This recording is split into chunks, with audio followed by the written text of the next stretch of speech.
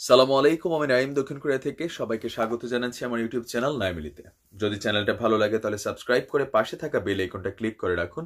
আর যদি ভালো না লাগে তাহলে দেখতে থাকুন, দেখতে দেখতে ভালো লাগা ভালোবাসা হয়েই যাবে ইনশাআল্লাহ। তো দর্শক, নতুন একটা খবরটা হচ্ছে সময় টেলিভিশনের।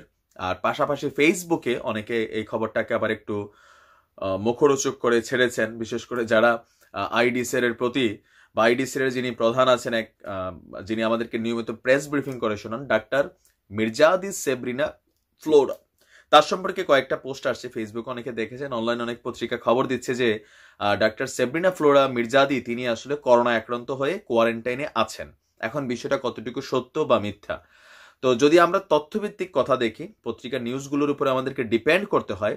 আমি সময় টেলিভিশনের নিউজে দেখেছি যে আইইডিসিআর এর ভেতরের যেই কর্মচারীরা আছেন, পরিচ্ছন্নতা কর্মী বা ওইখানে বিভিন্ন ইউনিটে যারা আপনার ল্যাবে কাজ করছেন বা পরীক্ষা নিরীক্ষা করছেন, কলা কৌশলী যারা আছেন বা আরো যারা প্রেস ব্রিফিং করছেন, ওই পরিবারের সদস্যদের মধ্যে 6 জন, দুর্ভাগ্যজনকভাবে 6 জন করোনা আক্রান্ত আপনার পাওয়া গিয়েছে। এখন আইডিসিআর এর মধ্যে করোনার সংখ্যাটা, এটা যে একবারে কি বলা হয় কম তাও না, এটা কিন্তু একটা বড় সংখ্যা, 6 জন। এখন এই 6 জন আক্রান্ত হওয়ার পরে আইডিসিআর এর ভেতরকার যে কর্মচারীরা আছে তাদেরকে নিয়ে নতুন করে একটা সমস্যা সামনে আসছে। তো এই সমস্যার কারণে ডাক্তার মির্জাদি সেব্রিনা ফ্লোরা সহ আইডিসিআর এর যারা কর্মকর্তা ওই ডিপার্টমেন্টে বা ওই ইউনিটে কাজ করতেন তাদেরকে সম্পূর্ণ একটা আলাদা বিল্ডিং এ নিয়ে রাখা হয়েছে। সেইখান থেকে তারা কোয়ারেন্টাইন সিস্টেমে আছেন।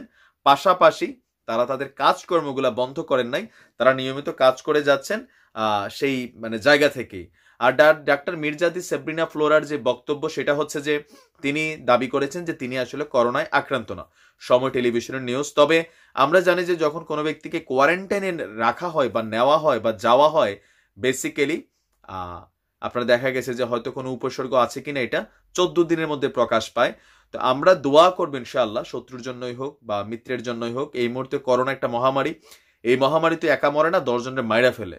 তো আমাদের আইডিসিআর এর এই প্রধান সহ, ওনার সাথে আমারও রাগ আছে, আমি ওনাকে নিয়েও কথা বলেছি, কিন্তু যখন এই খবরটা শুনছি একটু মন তো খারাপ হয়েছেই।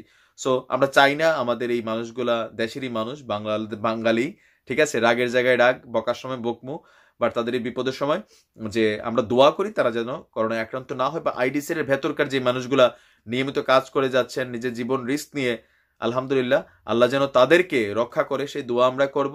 আর আমরা আশা করি যে তারা হোম কোয়ারেন্টাইন থেকে খুব শীঘ্রই বের হয়ে আসবেন। 14 দিনের কোয়ারেন্টাইন, মেবি আজকে দ্বিতীয় দিন চলছে, আর 12 দিন আছে। আল্লাহ সবাইকে হেফাজতে রাখুক, আপনারাও নিরাপদে থাকুন, ভালো থাকুন। আজ এই পর্যন্তই। আসসালামু আলাইকুম ওয়া রাহমাতুল্লাহি ওয়া বারাকাতুহু।